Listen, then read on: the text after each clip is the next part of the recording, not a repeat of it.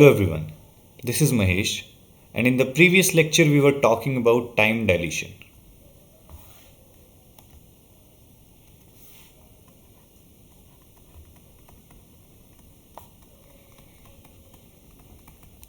So after all the mathematics we got something like this.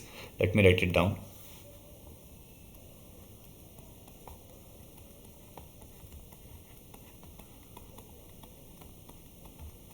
And let's talk about the terms here. This T naught right here, this is known as the proper time.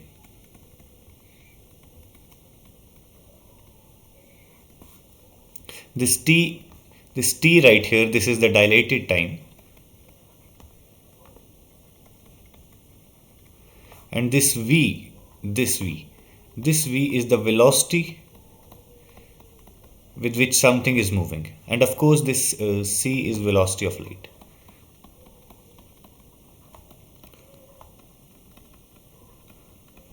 So to get a better understanding, let's talk about a numerical problem. So what is given here is the half-life of a particle at rest.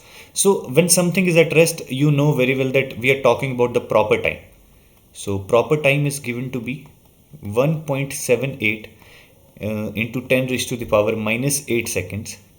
And what we need to calculate is what half-life is going to be when the particle is moving at 0.8 times the velocity of light.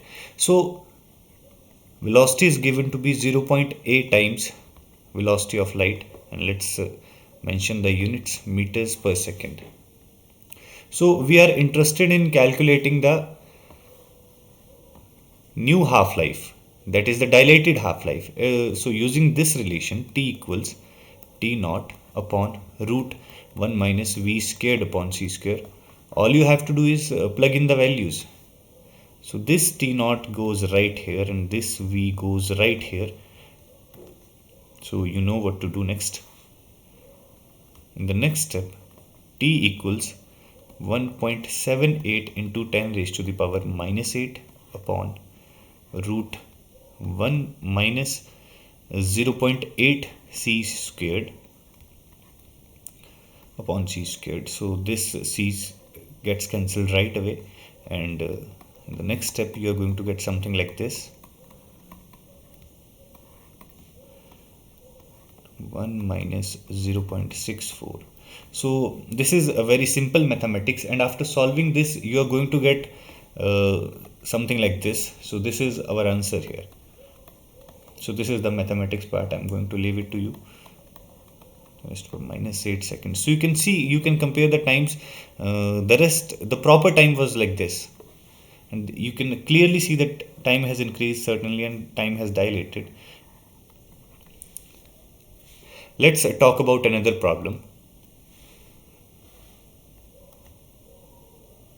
A spacecraft is moving relative to the Earth.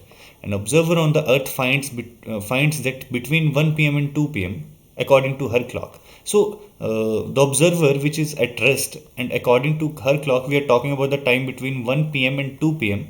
So 1 p.m. और 2 p.m. के बीच में कितना time है? 1 hour. तो आप बोल सकते हो proper time is given to be 1 hour. That is equal to 1 multiplied by 60 minutes multiplied by 60 seconds, that is 3600 seconds. And according to her clock 3601 seconds elapse on spacecraft clock.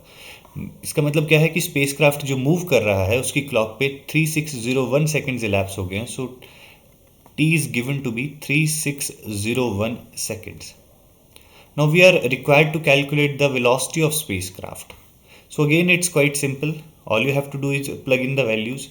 So what is the relation? T equals T naught upon root 1 minus V squared upon C squared. The given problem, we know this, we can easily calculate this because of course this factor here is known. So what we are going to do is cross multiply this here, and what we are going to get is root 1 minus V squared by C squared equals T naught, and let's not forget about this. Alright, so now I'm going to multiply this here, and root 1 minus v square by c square equals t naught by t.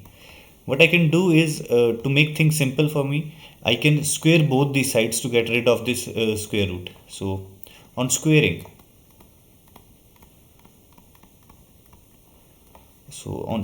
what I'm going to get is this gets cancelled and this gets squared. So what I'm left with is 1 minus v squared upon c squared equals t naught upon t square.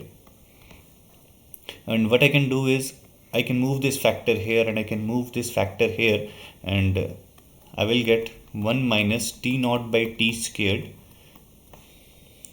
equals v square by c square. And I'm interested in calculating this v, so I'm going to multiply this c here, and there's a lot of moving involved. So v square will be equal to c squared multiplied by 1 minus t naught by t squared. And what I can do is now take the square root both sides, and what I'm going to get is, if you take square root both sides, this will get cancelled, and v will be equal to c under the root 1 minus t naught by t squared. And now I know all the values. I know this, I know this, I know this. All you have to do is plug in the values and calculate the answer. So you will get something like this: 7.1 into 10 raised to the power 6 meters per second.